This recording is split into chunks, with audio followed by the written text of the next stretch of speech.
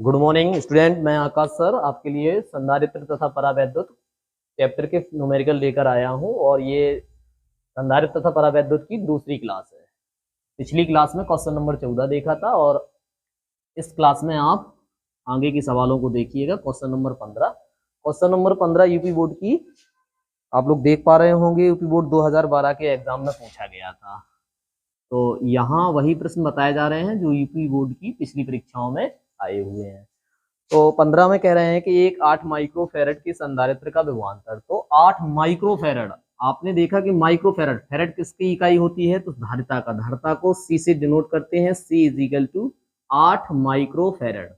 बच्चे माइक्रोफेरेड को फेरेड में बदल लो, तो फेरेड में कैसे बदलेंगे? तो 10 की घात -6 का गुणा कर दो, क्योंकि हमें पता है कि माइक्रोन में 10 की घात -6 हुआ करता है, राइट है। इसको बना लिया फेरेड, ठीक है।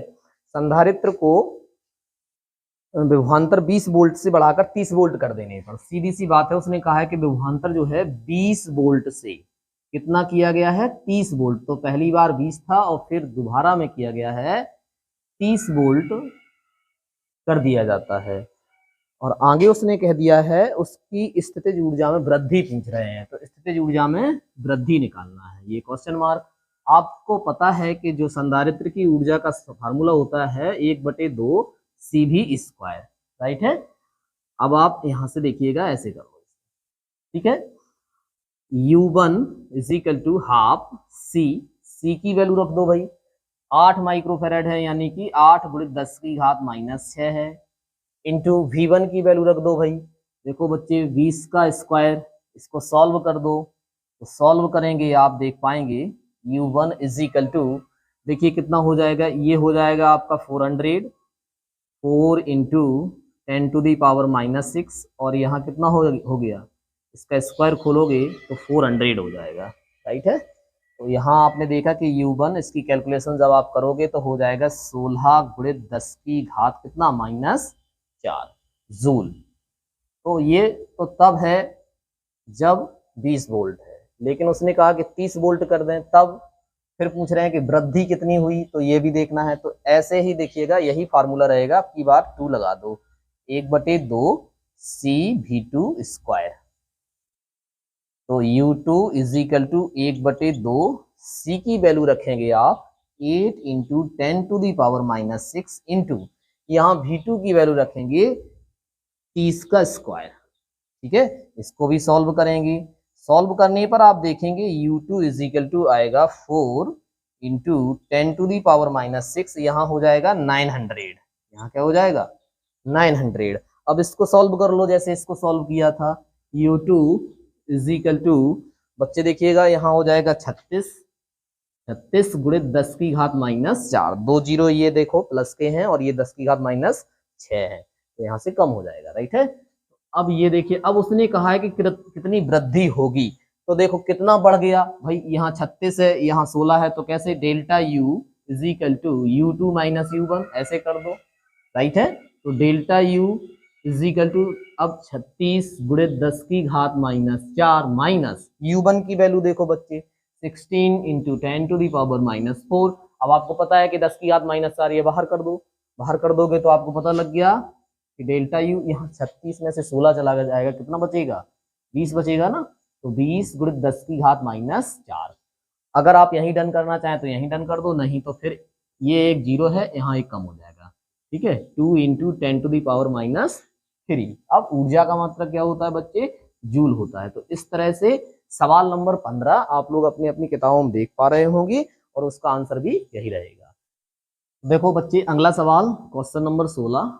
क्वेश्चन नंबर 16 2005 की परीक्षा में पूछा गया था और ये बहुत महत्वपूर्ण सवाल है और बड़ा सवाल है। इसमें 3 चीजें पूछी जाएंगी आपसे। तो पहले तो सवाल को देखिए, कह क्या रहे हैं कि धातु के 2 आवेशित गोलों की त्रिज्याएं, धातु के 2 गोले हैं, ठीक है, उनकी त्रिज्याएं दी हैं। तो पहला गोला है और उसकी रेडियस 5 सेंटीमीटर है, ठीक, और दूसरा गोला है और उसकी रेडियस 10 सेंटीमीटर है। आप सब जानते हैं कि सेंटीमीटर नहीं चला करता है, तो मीटर चलेगा। तो मीटर करने के लिए हम क्या करें, इसमें 10⁻⁻2 का गुणा कर दें, तो क्या हो जाएगा 5 इंटू 10⁻⁻2 मीटर।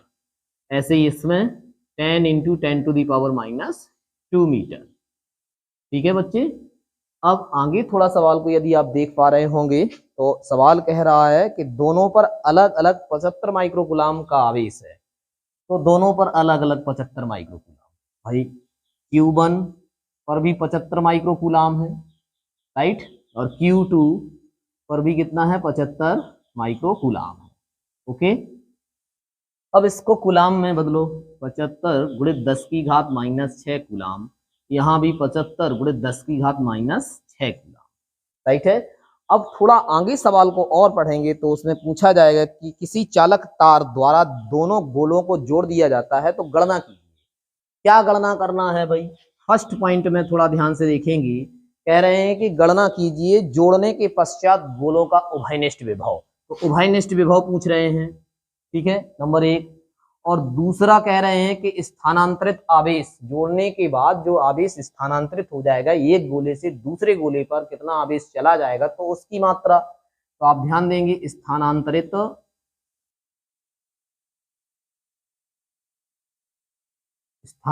आवेश पूछ रहे हैं कि कितना स्थानांतरित आवेश होगा। और इसमें तीसरा प्रश्न जो आपसे पूछा गया है बच्चे, वो ये पूछा गया है, अगर आप तो देखिएगा, जोड़ने के बाद ऊर्जा में ह्रास। तो जोड़ने के बाद ऊर्जा में कितना ह्रास हो जाएगा, इस तरह का डेरिवेशन आपने पढ़ा है। दो गोले हुआ करते हैं, गोलों को जोड़ने से पहले क्या ऊर्जा है और जोड़ने के बाद क्या है, तो इस तरह से। तो चलो सॉल्व करते हैं। पहले तो हम उभयनिष्ठ विभव देखेंगे। यदि आपको याद होगा कि जो उभयनिष्ठ विभव का फार्मूला हुआ करता है वो फार्मूला ये होता है, देखो बच्चे मैंने बताया था कि C1 V1 plus C2 V2 upon C1 plus C2 ये हुआ करता है ना। और इस फार्मूले को यदि आप ऐसे लिखो, ये क्या है, ये देखो बच्चे Q1 है, क्योंकि हम जानते हैं Q1 बराबर C1 V1, और ये क्या है, Q2 है। तो Q2 बराबर क्या हो जाएगा, C2 V2। इस तरह से यहाँ पर हम क्या लिख सकते हैं, Q1 प्लस Q2, राइट है ना। तो हमें C1 और C2 की जरूरत है, हमें C1 और C2 की जरूरत है। तो हम पहले क्या करेंगे, C1 C2 निकालेंगे, ठीक है बच्चे। तो C1 C2 कैसे निकलेगा, C1 है पहले गोले की धारता और C2 है दूसरे गोले की धारता, और गोलाकार गोले की धारता आपको बताई गई है विलगित आवेशित गोलीय चालक की धारता का जो फार्मूला हुआ करता है वो बच्चे, यहाँ से हम पहला सवाल सॉल्व करेंगे तो वो बच्चे हुआ करता है C = 4 pi epsilon not R, ठीक है। पहले गोले की है तो यहाँ C1 लगा दो, यहाँ R1 लगा दो, राइट है। तो C1 = 4 pi epsilon not R, ठीक है। तो भाई 4 पाई एप्सिलॉन नॉट R का क्या मतलब हुआ, तो इस पे आपको मान रखना पड़ेगा। जैसे 1/4 पाई एप्सिलॉन नॉट का मान रखते हो आप 9 × 10⁹, तो यहाँ पे क्या है कि 4 पाई एप्सिलॉन नॉट है, तो देखो बच्चे यहाँ हो जाएगा 1/9 × 10⁹। और ये रहा R1 की वैल्यू, R1 की वैल्यू तो आपके पास में दिख रही है सामने, तो कितना हुआ 5 × 10⁻²। तो C1 = तो हम क्या करेंगे 5/9 इंटू, ये ऊपर चला जाएगा, प्लस का है माइनस का हो जाएगा, माइनस के 2 और मिल जाएंगे तो माइनस का 11 हो जाएगा। तो 10⁻11 फैराड, पहली बात। ऐसे ही आपको दूसरे की निकाल लेनी है धारता। तो C2 = 4 pi epsilon not R2, okay. अब इसमें आपने क्या किया, C2 = 1/9 × 10⁹ इंटू R2 की वैल्यू देखो बच्चे 10 × 10⁻², ठीक है। तो C2 इसको आप कैलकुलेट करिएगा भाई, कितना हो जाएगा 10/9 हो जाएगा, और यहाँ हो जाएगा 10⁻11 फैराड। इस तरह से ये दूसरे गोले की धारता भी आपके पास आ गई। यदि हम दोनों की धारताओं को जोड़ें C1 प्लस C2 तो देखिए कितना हो जाएगा, इसकी वैल्यू देखिए कितनी है C1 की, तो 5/9 × 10⁻11 प्लस 10/9 × 10⁻11, ठीक है। इसको आप सॉल्व करेंगे, C1 प्लस C2, यहाँ से देखिएगा 5/9 प्लस 10/9, यहाँ से 10⁻11 बाहर कर दिया आपने, और इसको सॉल्व करेंगे तो देखिएगा C1 प्लस C2 = हो जाएगा 15/9 × 10⁻11 11 फेराड। ये टोटल दोनों गोलों की कुल धारिता होगी। ठीक है बच्चे, अब आपसे पूछा क्या गया है उभयनिष्ठ विभव। तो उभयनिष्ठ विभव का व्यंजक क्या होता है, V is equal to C1 V1 plus C2 V2 upon C1 plus C2। अब चूंकि आप जानते हैं कि Q1 बराबर होता है C1 V1 तथा Q2 बराबर होता है C2 V2, इसलिए आप क्या कर देंगे कि उभयनिष्ठ विभव का फार्मूला कुछ इस तरह से लिख लेंगे, जहां C1 V1 लिखा हुआ है वहां Q1 लिख देंगे और जहां पर C2 V2 लिखा हुआ है वहां पर Q2 लिख देंगे आप।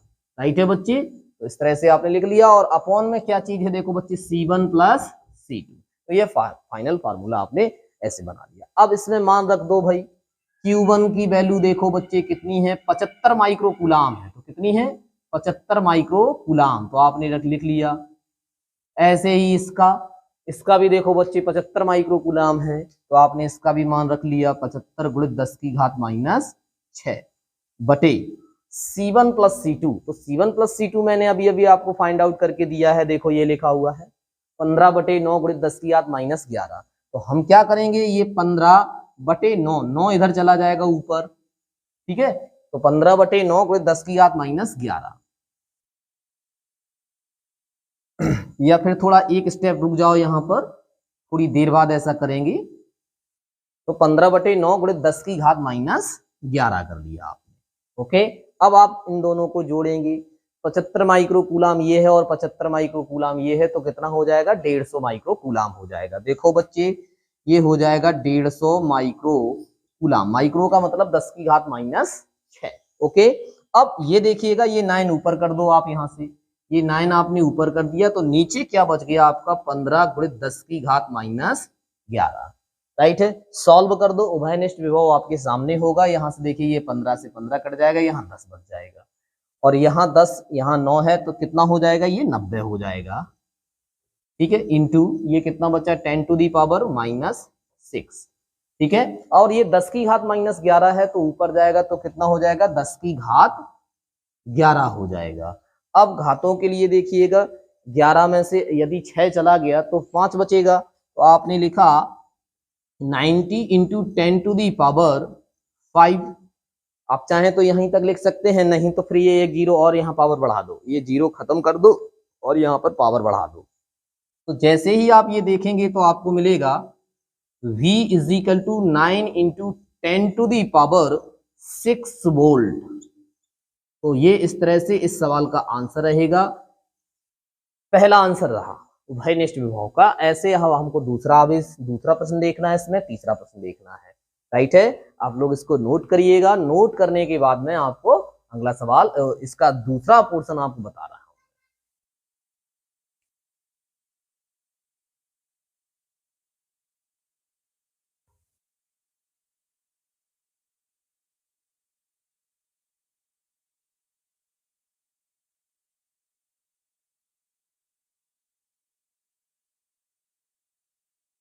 तो देखो बच्चे, इसका दूसरा पोर्शन क्या है, दूसरे पोर्शन में उसने कहा है कि स्थानांतरित आवेश की मात्रा बताइए कि कितनी है। ठीक है, अच्छा, जब गोलों को जोड़ दोगे तभी तो स्थानांतरित आवेश की मात्रा आएगी। ठीक है, अब गोलों को जोड़ने के बाद, जैसे हमने गोले को जोड़ दिया है, तो पहले गोले पर आवेश जोड़ने के बाद आपको पता होना चाहिए कि Q1 डैश रहता है, तो उसका क्या होता है फार्मूला, तो C1 भी होता है जोड़ने के बाद।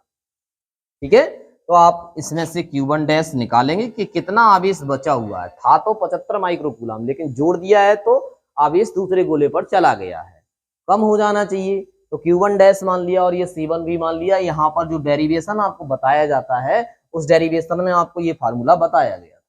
तो आपने क्या किया कि C1 की वैल्यू रखो। बच्चे अभी अभी C1 की वैल्यू मैंने निकाली थी, तो C1 की वैल्यू कितनी आई थी आपकी, 5/9, राइट है, into 10 to the power minus 11। Right, अब देखिएगा उभयनिष्ठ विभव आपका कितना आया, ये लिखा हुआ है उभयनिष्ठ विभव यहाँ पर, तो कितना लिखा है, 9 इंटू 10 टू दी पावर 6। इस तरह से आप देखेंगे कि Q1 बराबर आपके पास कितना आया, ये यहाँ से कैंसिल हो गया। तो आपने देखा कि 5 इंटू, ये देखो बच्चे 10 टू दी पावर माइनस 11 है, यहाँ पर कितना है 6 है, तो कितना बचा आप बता सकते हैं कि यहाँ पर बच जाएगा 10 टू द पावर -5, राइट है। यदि आप इसको थोड़ा ढंग से लिखो Q1 dash is equal to, यदि यहाँ पर एक 0 बढ़ा लें तो यहाँ पर एक पावर बढ़ जाएगा माइनस का, तो देखिएगा 10 की घात -6 हो गया, कोई फर्क नहीं पड़ा, लेकिन हमने अपनी बात बनाने के लिए ऐसा लिख लिया है। यदि आप इसको सॉल्व कर दोगे तो ये चीज यही लिखी है, इसमें और इसमें कोई अंतर नहीं है, तो ये हमने लिख लिया कूलाम। तो आपने देखा, यदि आप देख पाएंगे तो ये Q1 डैश है, जो गोले को जोड़ने के बाद पहले गोले पर आवेश है। ये पहले कितना था जोड़ने से पहले 75 माइक्रो कूलाम, अब कितना हो गई है 50, और ये रहा माइक्रो 50 माइक्रो कूलाम। इसका मतलब 25 माइक्रो कूलाम आवेश यहां से चला गया है दूसरे गोले पर। तो दूसरे गोले पर कितना था 75 था ना, तो कितना हो जाना चाहिए 100 हो जाना चाहिए। तो वो भी देखेंगे, यदि 100 हो रहा है तो हम फिर लिखेंगे क्या, इसमें से 25 गया तो उसमें 25 बढ़ा, तो 25 माइक्रो कूलाम स्थानांतरित होगा। लेकिन उससे पहले हमें देखना है कि दूसरे गोले पर 100 हुआ है या नहीं हुआ है। तो देखो भाई, दूसरे गोले पर क्या आवेश हुआ, तो उस पर कुछ आवेश बढ़ गया होगा, तो Q2 dash is equal to C2V, right है बच्चे। तो यहाँ पे आप मान रखिएगा Q2 dash is equal to C2, C2 देखिए, C2 की वैल्यू 10/9 गुणित 10 की घात -11 इंटू V की वैल्यू, तो V की वैल्यू उभयनिष्ठ विभव है 9 into 10 to the power 6, right है। इसको आप सॉल्व करिए, देखिएगा ये 9 से 9 कैंसिल हो जाएगा। सेम प्रोसेस अप्लाई करिए आप लोग। तो देखो बच्चे, बहुत ध्यान से देखेंगे आप लोग।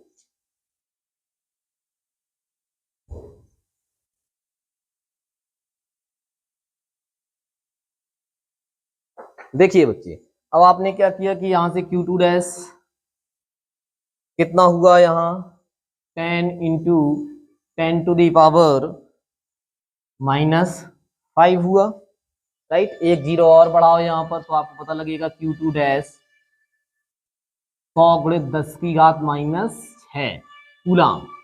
बच्चे यदि आप देख पा रहे होंगे कि उस पर कितना था 75 था, कितना बचा 50, दूसरे पर कितना था 75 था, कितना हो गया 100। तो कितना आवेश स्थानांतरित हुआ, तो इससे पता लगता है कि 25 माइक्रो कूलाम आवेश स्थानांतरित हुआ। तो आप लिख सकते हैं दूसरे सवाल का आंसर, स्थानांतरित आवेश की मात्रा, स्थानांतरित आवेश इज इक्वल टू कितना 25 गुणित 10 की घात -6, या फिर इसी को आप लिख सकते हो ऐसे 25 माइक्रो कूलाम, ठीक है। तो ये आपका आंसर रहेगा दूसरे सवाल का। अब आपसे पूछा गया है इसका थर्ड पार्ट में उसने पूछा है कि थर्ड पार्ट में उसने आपसे ये प्रश्न किया है कि बताइए कि कितनी ऊर्जा का ह्रास होगा, है ना, कितनी ऊर्जा का ह्रास होगा। तो ह्रास ऊर्जा का फार्मूला आपने देखा होगा, डेल्टा U बराबर C1C2 upon 2C1 plus C2, और यहां देखा V1 माइनस V2 का होल स्क्वायर। तो ये ह्रास ऊर्जा का फार्मूला है, और यहां से आपका थर्ड पार्ट लगने वाला है, ठीक है। तो थर्ड पार्ट यहां से शुरू होगा इस सवाल का। तो बच्चे, आपको C1 और C2 का मान पता है, ठीक है। V1 और V2 का मान पता नहीं है, तो पहले आप V1 V2 का मान निकालिए। V1 क्या है, पहले गोले का विभव, और V2 क्या है, दूसरे गोले का विभव। तो हम जानते हैं वैद्युत धारिता के फार्मूले से V is equal to Q upon C। अब यहाँ पर 1 लगा दो, यहाँ 1 लगा दो, यहाँ 1 लगा दो, ठीक है। तो पहले गोले का विभव आपके सामने निकल के आएगा, V1 is equal to Q1 कितना है, तो 75 माइक्रो कूलाम है, राइट है। तो 75 माइक्रो कूलाम है। यहाँ देखो C1 कितना आया है आपका, आपने C1 देखा होगा 5/9 गुणित 10 की घात -11, यही तो है। तो अब आप इसको सॉल्व करेंगे, जब आप सॉल्व करेंगे तो बच्चे देख पाएंगे V1 इज इक्वल टू 75 गुणित 10 की घात -6 बटे 5/9, तो ये 9 को आप ऊपर कर दो, ठीक है, ये 9 को आपने ऊपर कर दिया। यहां देखिएगा अब क्या बचा 10 की घात -11। इसको आप सॉल्व कर लो भाई, सॉल्व करोगे तो देखो ये कट गया, यहां से कितनी बार कट गया 15 बार कट गया, ठीक है। अब इसकी कैलकुलेशन देखो बच्चे, V1 बराबर ये 135 हो जाएगा, यहाँ पर 135 गुणित, देखो बच्चे 10 की घात -6 है, 10 की घात -11 ऊपर जाएगा, तो ऊपर जाएगा तो ये तो प्लस का हो जाएगा, और 10 की घात 11 में से 10 की घात -6 चला जाएगा तो कितना बचेगा, 10 की घात 5 बचेगा। तो आपने लिखा 10 की घात 5, वो भी प्लस का। ठीक है बच्चे, 6 5 11 होता है, राइट। अब थोड़ा ध्यान दें, यदि आप यहाँ पर एक अंक दशमलव लगा लेते हैं 13.5 हो जाएगा, और यहाँ एक घात बढ़ जाएगी और ये हो जाएगा वोल्ट। तो ये पहले गोले का विभव आया, पहले गोले का क्या आया, विभव आया। तो ऐसे ही इसी प्रकार दूसरे गोले का यदि आप विभव निकालोगे, तो दूसरे गोले का विभव भी सेम यही प्रोसेस है, V2 is equal to Q2 upon C2, right है। इसमें यदि आप मान रखोगे V2 इज इक्वल टू, ठीक है, V2 is equal to Q2 की वैल्यू देखो बच्चे क्या है, 75 गुणित 10 की घात -6 बटे C2 की वैल्यू आपको पता है मैंने क्या निकाली थी, 10/9, ठीक है। तो 9 को हमने ऊपर कर लिया, 10/9 गुणित 10 की घात -11, ठीक है। तो इस तरह से आपने देखा, और अब आप इसको सॉल्व करेंगे, तो सॉल्व करेंगे तो इसका इसमें भाग दे दीजिएगा, आप देख पाएंगे कितना हो जाएगा, ये हो जाएगा 7.5, ठीक है। अब आप इसका गुणा कर लो भाई, जो बचा हुआ है, तो 7.5 इंटू 9 इंटू, ध्यान दें यहां पर भी देखिए ये ऊपर जाएगा तो कितना हो जाएगा, 10 की घात 5, ठीक है। इसका क्या V2 देखिए कितना आया आपका, तो V2 इज इक्वल टू, यहां देखिए 9 हो जाएगा, और ये हो जाएगा 5, ठीक है। 9 7 63, और 63 4 कितना हो गया आपका, 69, सॉरी 63 में 4 जोड़ दिया तो 67 हो गया, ये राइट है। पॉइंट एक अंक बाद है तो ये लगा लिया यहाँ पर, और ये 10 की घात 5 है तो ये लगा लिया, ठीक है बच्चे। एक अंक दशमलव आगे ले लेंगे, आगे लेंगे दशमलव को तो प्लस का पावर बढ़ता है, पीछे लोगे तो माइनस का बढ़ता है, लेकिन इसमें एक अंक आप आगे लोगे तो आप देख पाओगे कि V2 इज इक्वल टू कितना हो गया, 6.75 इंटू 10⁻6 वोल्ट। तो ये दूसरे गोले का विभव आपके सामने निकल कर आया है।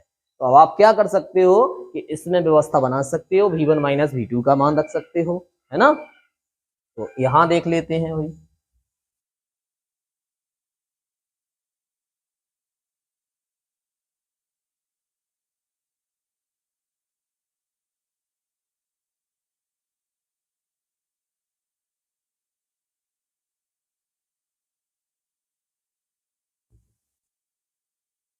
देखिए बच्चे, तो हम क्या करें कि V1 माइनस V2, ठीक, V1 का वैल्यू कितना आया है, आप देख पा रहे हैं कि V1 का वैल्यू 13.5 गुणित 10 की घात 6, मतलब 13.5 है ये, है ना। माइनस V2 की वैल्यू देखो कितना है, 6.75, 6.75 गुणित 10 की घात 6।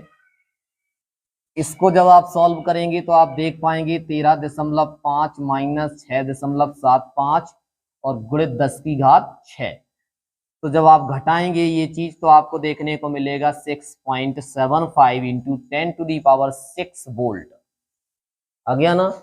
अब यही वैल्यू इसमें रखनी है और कैलकुलेट करना है और आंसर आपको लेना है। तो कैसे, तो delta U is equal to C1 की वैल्यू, C1 की वैल्यू आपको पता होनी चाहिए, मैंने निकलवाई थी, कितनी निकलवाई थी बच्चे, तो 5/9, 5/9 गुणित 10 की घात -11, ठीक है ना। फिर ऐसे ही यहाँ देखिए ये इंटू है आपका, यहाँ पर है ना इंटू। तो अब आप देखो इंटू है तो इसका भी देख लो, या फिर थोड़ा यहाँ और देख लो, क्योंकि यहाँ C1 प्लस C2 है, क्या है, शायद C1 प्लस C2 का तो मैं निकलवा चुका हूँ आपको, 15/9 आया था, तो आपको कोई दिक्कत नहीं आएगी। तो देखिए इसको रख लो यहाँ पर, कायदे से रख लो, देखिएगा ये C1 है तो C1 की वैल्यू कितनी है, 5/9 है, तो 5/9 इंटू 10⁻, -11। ऐसे ही C2 की वैल्यू देखो भाई, तो C2 की वैल्यू कितनी है 10 गुणित 10 की घात -11, राइट है। और बटे 9, और ये देखो यहाँ पर ये इंटू 2 चल रहा है तो इंटू 2, ठीक है। अब देखो C1 प्लस C2 की वैल्यू कितनी आई थी, तो C1 प्लस C2 की वैल्यू आई थी 15/9 गुणित 10 की घात -11। तो देखो गुणित 10 की घात -11 और ये 9 ऊपर चला जाएगा, राइट। तो इतना तो हमने देख लिया। अब इधर देखो तो V1 माइनस V2 की वैल्यू कितनी है 6.75 इंटू 10⁻6 का होल स्क्वायर है। ओके, अब आपको इसको कैलकुलेट करना है। कैलकुलेट करने का आपका तरीका होगा, यहां से आपने ये 9 को कैंसिल कर दिया, यहाँ से 5, यहाँ से 3 हो जाएगा, ठीक है। तो इस तरह से इसकी कैलकुलेशन करनी है। कैलकुलेशन करने के बाद में आपको आंसर लेना है, ठीक है ना। 5 एकम 5 और 5 3 15 हो जाएगा यहाँ।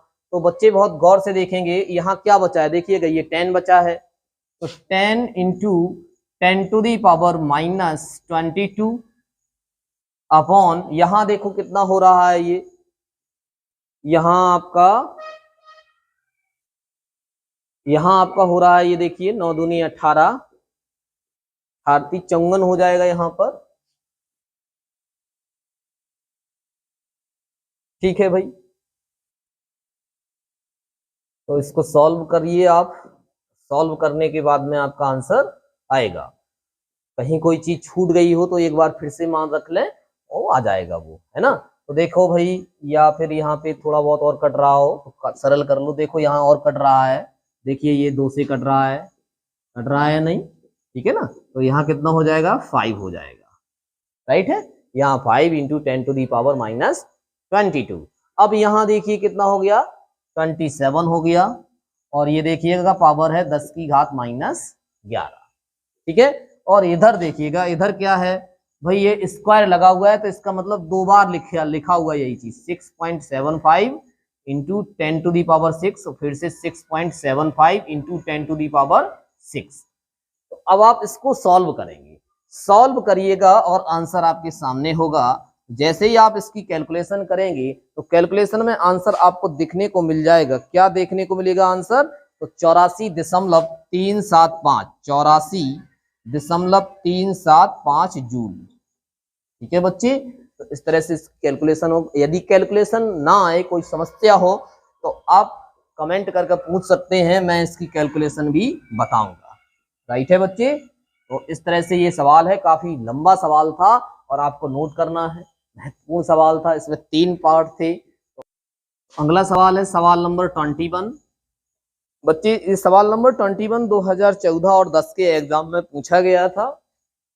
तो 2014 और 10 के एग्जाम में पूछा गया था और मैं आपको यहाँ बताऊंगा इसको। तो आप देख पा रहे होंगे, इसमें कहा गया है एक समांतर प्लेट संधारित्र है और उसके प्लेटों का जो व्यास है वो 8 सेंटीमीटर है, ठीक है। तो बच्चे याद रखेंगे समांतर प्लेट संधारित्र। अब ये समांतर प्लेट संधारित्र व्यास गोलाकार संधारित्र समझो इसको, है ना। तो व्यास उसी में होता है, तो कितना है वो 8 सेंटीमीटर है। बच्चे याद रखेंगे व्यास का जो आधा होता है वो होता है त्रिज्या। क्या होता है, त्रिज्या। व्यास का आधा क्या हो जाएगा, त्रिज्या हो जाएगा। तो त्रिज्या स्मॉल r बराबर कितनी हुई है 4 सेंटीमीटर, ठीक है। यदि आप देख पा रहे हो कि इस सेंटीमीटर को कायम बदला जाएगा, मीटर में बदला जाएगा, तो 10 की घात -2 का गुणा कर दिया, तो ये सेंटीमीटर से क्या बन गया आपका मीटर बन गया, ठीक है। तो ये गोलाकार संधारित्र है और उसका व्यास ये दिया है और त्रिज्या ये दे रखी है। गोलाकार संधारित्र की जो धारता होती है बच्चे वो होती है C बराबर, या गोलाकार संधारित्र समांतर प्लेट संधारित्र की जो धारता होती है वो होती है C = A∈0/d। समांतर प्लेट संधारित्र, है ना। तो अब उसमें प्लेटें कैसी हैं, तो गोलाकार हैं प्लेटें। तो कैसी हैं प्लेटें, कैसी हैं, गोल हैं, इसलिए उसमें व्यास है। तो देखिएगा ये हुआ समीकरण 1, ठीक। अब थोड़ा सवाल को यदि आगे पढ़ेंगे तो सवाल में क्या कहा गया है, यदि इस संधारित्र की धारता 100 सेंटीमीटर त्रिज्या, त्रिज्या कितनी है r = 100 सेंटीमीटर। 100 सेंटीमीटर का मतलब क्या हुआ 1 मीटर, 100 सेंटीमीटर का मतलब 1 मीटर हुआ। 100 सेंटीमीटर त्रिज्या के गोले की धारता के समान हो। तो गोला की धारता, गोला अलग चीज होती है, गोले की धारता अलग है, संधारित्र की धारता अलग होती है। तो संधारित्र समांतर प्लेट संधारित्र की धारता ये होती है। गोले की धारता के लिए मैंने व्यंजक दिया था 4 पाई एप्सिलॉन नॉट आर, ये गोले की धारता का व्यंजक है और दोनों की धारताएं सेम हैं। तो कह रहे हैं कि प्लेटों के बीच की दूरी कितनी है। तो प्लेटों के बीच की दूरी क्वेश्चन मार्क आपसे पूछा गया है। बच्चे करना कुछ नहीं है, समीकरण 1 और 2 की तुलना करनी है। Equation first is equal to second, ठीक है। तो फर्स्ट इक्वेशन लिखिएगा A epsilon nought upon D, second equation लिखिएगा 4 पाई एप्सिलॉन नॉट आर। देखिए एप्सिलॉन नॉट से एप्सिलॉन नॉट कट गया। ये है कि क्षेत्रफल ए बराबर होता है पाई आर स्क्वायर, ठीक है। तो यहां से आप देखेंगे पाई आर स्क्वायर, ठीक है, अपॉन डी। मैथमेटिक्स में आपको बहुत ही अच्छी तरह से पढ़ाया जाता है कि ये जो क्षेत्रफल ए बराबर होता है पाई आर स्क्वायर, ठीक है। अब यहां से देखिएगा 4 पाई आर, ओके। अब ध्यान दें यहां से ये कट गया, देखो पाई से पाई कैंसिल हो गया। आपसे डी की वैल्यू पूछी गई है बच्चे स्मॉल आर स्क्वायर, त्रियक गुणा यदि आप कर दोगे तो स्मॉल आर स्क्वायर हो जाएगा आर डी। क्या पूछा है? डी पूछा है, तो डी इज इक्वल टू हो जाएगा R square upon capital R. तो D is equal to small R square. देखो बच्चे ये लिखा हुआ स्मॉल आर स्क्वायर का मतलब है कि 4 इंटू 10⁻⁻² का होल स्क्वायर और अपॉन कैपिटल आर की वैल्यू 1 मीटर लिखी हुई है। इसको सॉल्व कर दो भाई, तो d is equal to 4 into 10⁻⁻4, sorry ये यहाँ पे 16 हो जाएगा, ठीक है। तो इतने मीटर आप चाहें तो यहाँ आंसर डन कर सकते हैं, नहीं तो इसको थोड़ा आप आगे सॉल्व कर सकते हैं। और सॉल्व करने के बाद में देखो कैसे सॉल्व करेंगे भाई। देखो बच्चे यहाँ पर एक मिसिंग हुआ है। मिसिंग क्या है कि ये 4 को देखना है, और है ना। देखिएगा आर स्क्वायर है, यहाँ आर स्क्वायर है, यहाँ आप यदि गुणा कर देते हैं तो 4RD होगा, 4RD होगा, है ना। तो देखिएगा d इज इक्वल टू क्या हो जाएगा यहाँ से, तो यहाँ से ये देखिएगा d तो इधर ही रह गया है, तो ये 4 इधर और आएगा, है ना। तो यहाँ पर आपने क्या किया है कि 4 इंटू 1 किया है, ठीक है। तो इधर देखिएगा ये 4 होगा, राइट। तो यहाँ से आप देखो इसको ऐसे यहाँ पर कैंसिल होगा ये, तो d is equal to 4 into, देखो बच्चे ये मीटर में है, इसे आप सेंटीमीटर में बदलो। तो सेंटीमीटर में कैसे बदलोगे? 100 का गुणा करोगे, मतलब 10 की घात 2 का गुणा करोगे, तो ये बन गया सेंटीमीटर। और इसकी कैलकुलेशन यदि आप कर देते हो तो 4 into 10⁻⁻², d is equal to ये नीचे जाएगा तो हो जाएगा नीचे 100, और इसको डिवाइड करोगे तो 0.04 सेंटीमीटर। तो ये इसका आंसर रहेगा बच्चे। तो प्लेटों के बीच की दूरी कितनी आई? d is equal to 0.04 centimetre. आप चाहते तो इसको यहीं तक रख सकते थे, मीटर तक। यहाँ मीटर कहाँ है? यहाँ पर देखिएगा, इसमें ये ना करते तो मीटर में भी दे सकते थे आंसर इसका, लेकिन अब आप सेंटीमीटर में दिया गया है आपकी बुक्स में, तो उसको सेंटीमीटर में बदल कर दिखाइएगा। इस तरह से संधारित्र तथा परावैद्युत कि न्यूमेरिकल की ये दूसरी क्लास पार्ट बी भी समाप्त हुआ, और शेष सवाल इसके अगले पार्ट में होंगे। आज के लिए इतना ही, गुड बाय।